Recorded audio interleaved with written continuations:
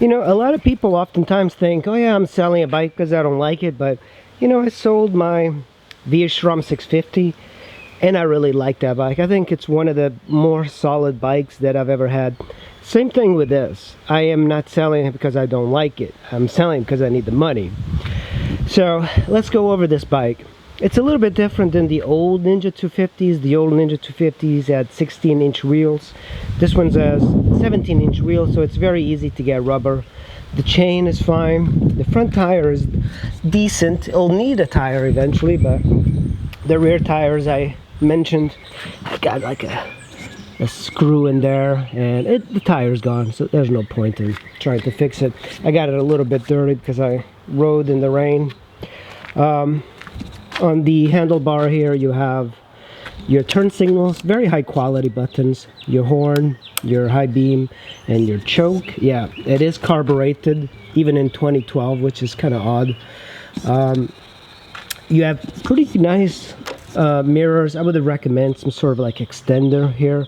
I had that on my old one, and that was really good. This bike only has 8,000 miles, so very little. You have your tach here. This thing revs to 12,000 RPMs. It's a screamer. And then you have 8,000 miles, your speedo, and your trip. This is how you reset your trip. You have some dummy lights here. And then you have a really nice feature, which the old Ninja 250 did not have. It's a fuel gauge. Very important. You have your brake, master cylinder. Then you have your kill switch. You have your horn. Oh, sorry, you have your starter, then you have your throttle and your front brake, and of course here's your clutch. The GPS does not come with it. The gas tank is actually pretty decent size, and you can get 250 miles per tank on this bike, so that's really incredible.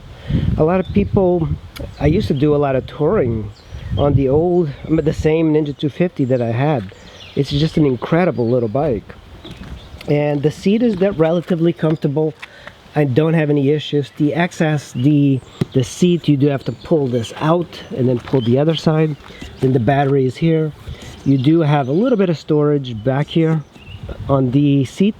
Remove this, and it's got enough to put your manual and some tools. Not a lot.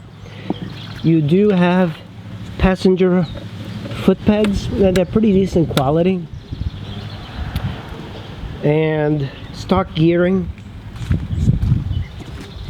It's got an aftermarket windscreen, which looks good, I think.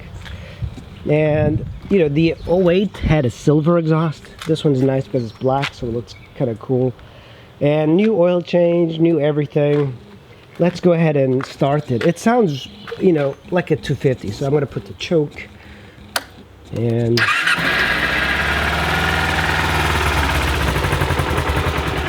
it is a little bit of a cold-blooded bike, and if it had fuel injection, of course it would be much better. There are ways of getting fuel injection in there from a 300, but you know, it's one of those things. It's like so much work. What's the purpose? But this bike is fantastic. I don't think people realize that the Ninja 250 is like, it's not a fast bike. It can be ridden fast, but the cool thing about this bike is that you can ride this for, you know, at 50 miles an hour. It feels like you're going 100 miles an hour. Like, it really feels like a bike that's faster than it actually is. And that's the reason I bought the Ninja 250 originally, because I was getting lots of speeding tickets on my ST 1300. So I sold that and I actually bought this one. And not this particular one, an 08, and I really liked it because I was not getting speeding tickets. But one of the downsides is that this is a sport bike. It looks like a big sport bike, so a lot of cops are going to be pulling you over, especially with this color. This color really attracts the eye of cops. Right now they're in DC taking care of rioters, but it's that type of thing, man, that it just attracts the cops. But because it's such a slower bike, you do not have a lot of issues with the actual speed. Really fantastic bike, guys. If you are interested in buying it, just post in the comments below, and we can, you know, go from there. Thanks for watching.